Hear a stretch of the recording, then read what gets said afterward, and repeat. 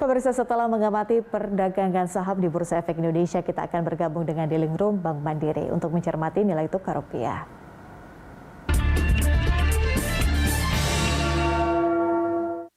Dan untuk mengetahui pergerakan rupiah dan prospeknya pada pekan depan, kita telah terhubung dengan Senior Financial Market Analyst Bank Mandiri, Ruli Arya Wisnobroto. Mas Ruli, selamat pagi.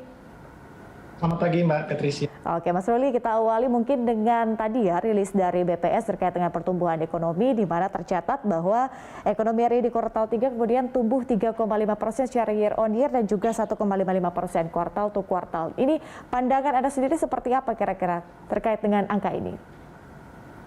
Ya, sebenarnya penurunan pertumbuhan pada kuartal 3 PDB di Indonesia itu sudah sangat diantisipasi ya. Hal ini memang sangat terkait dengan adanya gelombang kedua maksud saya pandemi COVID-19 yang menyebabkan adanya penerapan PPKM darurat ya sejak bulan Juli. Ini sebenarnya sudah kita lihat itu menyebabkan mobilitas masyarakat itu mengalami penurunan dan juga konsumsi rumah tangga itu juga mengalami penurunan cukup signifikan dibandingkan dengan kuartal 2 2021. Jadi hal ini memang sudah sesuai ekspektasi ya bahwa akan terjadi perlambatan di kuartal 3. Namun demikian memang kalau dari saya lihat pasar itu akan lebih banyak mengamati bagaimana nanti prospek di kuartal 4 dan kuartal-kuartal selanjutnya. Saya rasa memang dengan prospek yang lebih baik ya baik dari dalam negeri maupun dari secara globalnya, ini juga akan bisa mendorong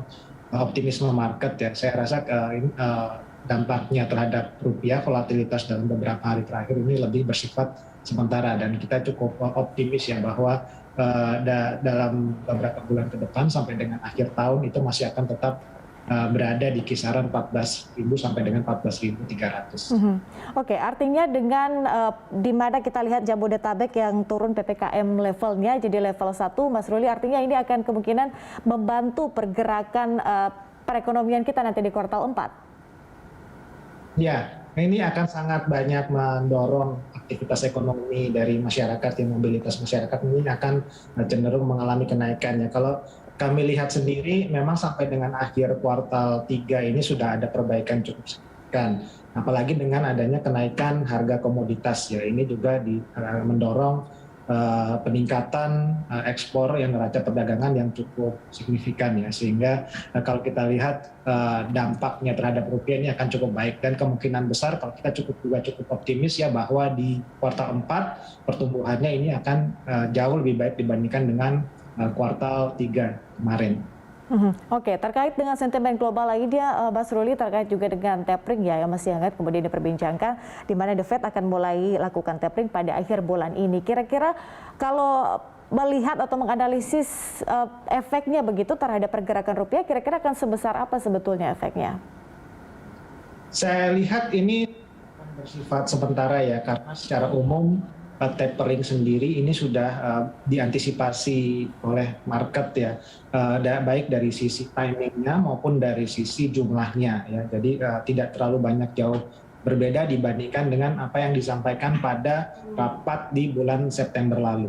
Memang saya rasa volatilitas dalam beberapa hari terakhir ya, jadi pelemahan ke level di atas 14.300 itu lebih hanya bersifat volatilitas sementara, memang karena ada sentimen dari tapering ya. Tapi kalau ke depan saya lihat memang masih akan tetap relatif stabil. Ya, kemungkinan ini akan masih bisa berdampak ke rupiahnya dalam beberapa waktu ke depan. Mungkin pekan depan juga masih akan bisa terdampak oleh isu tapering sementara ini. Namun untuk sampai dengan akhir tahun kita masih akan tetap cukup optimis ya, sejalan dengan kondisi ekonomi yang membaik dan kondisi pandeminya yang juga sudah relatif sangat terkendali. Bagaimana dengan The Fed yang kemudian juga menahan suku bunga, Mas Ruli? Ini saya rasa juga sangat diantisipasi pasar ya, bahwa kemungkinan memang akan tetap dipertahankan rendah ya. Jadi dengan kata lain memang kebijakan yang dilakukan oleh The Fed itu masih tetap akomodatif ya, namun memang penambahan pembelian surat berharganya itu hanya dikurangi. Dan untuk suku bunga memang belum akan dinaikkan setidaknya sampai dengan pertengahan tahun 2022 ketika diperkirakan itu akan tapering ini akan berakhir. Namun memang perkembangan suku bunga tahun depan itu akan sangat ditentukan oleh bagaimana kondisi Amerika Serikat ke depan. Dan meskipun memang akan dinaikkan, saya rasa memang Bank Indonesia juga sudah siap ya apabila memang akan terjadi volatilitas ya, sehingga saya rasa kemungkinan memang ini akan berdampak kepada rupiah tahun depan, namun tidak akan terlalu signifikan saya rasa. Melihat kemudian arah kebijakan dari The Fed ini, kalau dari Bank Indonesia kira-kira arah kebijakannya akan kemana nih, Mas Ruli? Saya rasa telah sampaikan sedikit tadi ya bahwa Bank Indonesia itu memang biasanya kebijakannya itu akan bersifat preemptif ya. Jadi dengan kata lain sebelum memang ada sinyal bahwa The Fed ini akan mulai melakukan tapering atau akan menaikkan suku bunga, ini akan terlebih dahulu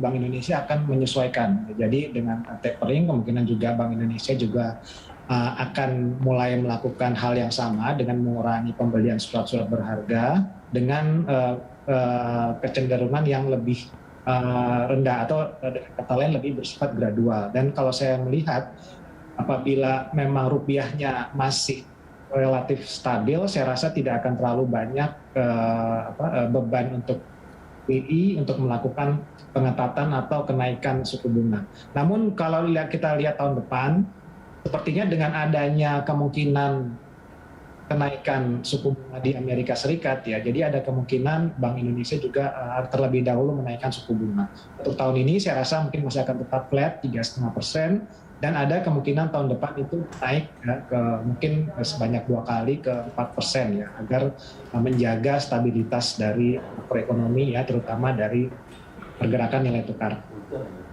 Baik, kita nantikan nanti seperti apa sebetulnya kebijakan Bank Indonesia pada bulan ini, mengingat juga dengan adanya kebijakan-kebijakan dari Bank Sentral Amerika Serikat, dan juga nanti kita nantikan juga pada tahun depan akan seperti apa juga pertumbuhan ekonomi dan juga pergerakan nilai tukar. Terima kasih banyak atas informasi dan juga analisis dari Anda, Senior Financial Market Analyst Bank Mandiri, Ruli Terima kasih, selamat pagi Mbak.